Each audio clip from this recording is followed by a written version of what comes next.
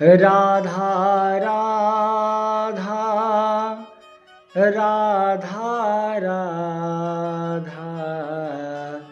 राधा राधा राधा राधा राधा राधा राधा राधा बोली राधा रमण लाल जू की जय। बहुत पहले की बात है, काम ध्वज जी नाम के एक भक्त हुए जो राजस्थान के उदयपुर राज्य में एक सेवक परिवार में रहते थे। उस परिवार में 4 भाई थे। उनमें 3 भाई तो उदयपुर के शासक राणा जी के यहाँ सेवा कार्य करते थे, परंतु चौथे भाई श्री कामध्वज जी भगवत भक्त थे। वे वन में रहकर भजन करते और समय पर आकर के घर भोजन प्रसाद पाकर फिर वन में चले जाते। यही उनका नित्य का कार्य था। उनके 3 भाई उनको काम के न काज के और दुश्मन अनाज के मानकर उनसे नाराज ही रहा करते थे। एक दिन 3 भाइयों ने कामध्वज जी से कहा, भाई यदि तुम थोड़ी देर के लिए राणा जी के दरबार में चलकर हाजिरी लगा दो तो तुम्हारा भी वेतन हमें मिल जाया करे, जिससे घर का खर्च भी ठीक से चल सके। उनकी बातें सुन करके श्री कामध्वज जी बोले कि मैं जिसका सेवक हूँ उसकी सेवा करता हूँ और उसी की हाजिरी भी बजाता हूँ, दूसरे से हमें क्या काम है। भाई लोग उनका उत्तर सुनकर बहुत नाराज हुए और बोले कि जब तुम मर जाओगे ना तो तुम्हें जलाएगा कौन। श्री कामध्वज जी ने उत्तर दिया कि जिसके हम सेवक हैं वही हमें जलाएगा। भाइयों ने समझ लिया कि इनसे कुछ कहना और सुनना सब बेकार है। ये कुछ करेंगे नहीं, सोने के लिए उनको उसी हाल पर छोड़कर चले गए। इधर एक दिन की बात है कि कामध्वज जी भजन करते करते अब इनका शरीर छूट गया। तो जब कामध्वज जी का शरीर छूट गया तो वह भक्त का कार्य तो अब पूरा हो चुका। अब आगे भगवान की बारी थी, क्योंकि उन्होंने कहा था कि जब मेरा शरीर छूट जाएगा तो मैं जिनकी सेवा करता हूँ वो मेरी सारी क्रिया को करेंगे।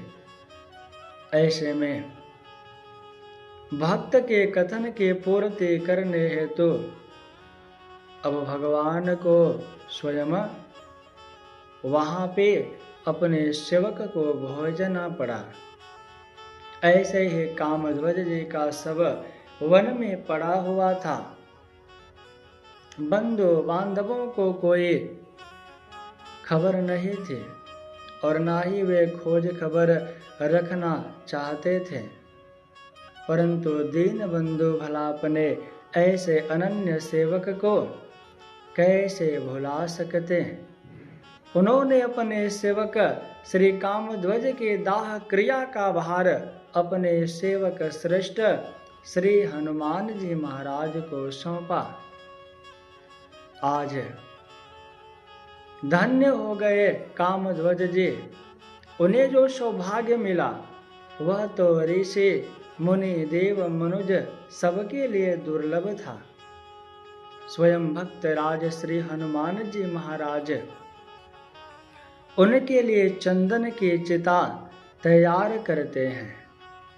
उस पर श्री कामध्वज जी का शरीर रखा और उसकी दाह क्रिया बड़े प्रेम से करते हैं।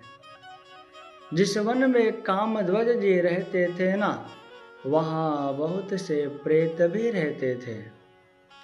श्री कामध्वज जी की चिता अग्नि से निकले परम पवित्र धुएं के स्पर्श और आग्राण से वे लोग उस अपवित्र प्रेत योनि से मुक्त हो गए। परंतु दैव योग से उस प्रेत मंडली का एक सदस्य उस समय कहीं चला गया था। जब वह वापस लौटा और जब वो लौटा तो उसने अपने सगे साथियों को नहीं पाया। उनको गायब देख वो रोने लगा। वहीं पर एक सिद्ध संत निवास करते थे।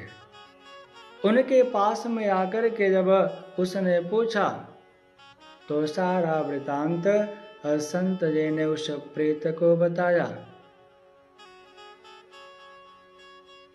अब तो वह और पछताने लगा। वही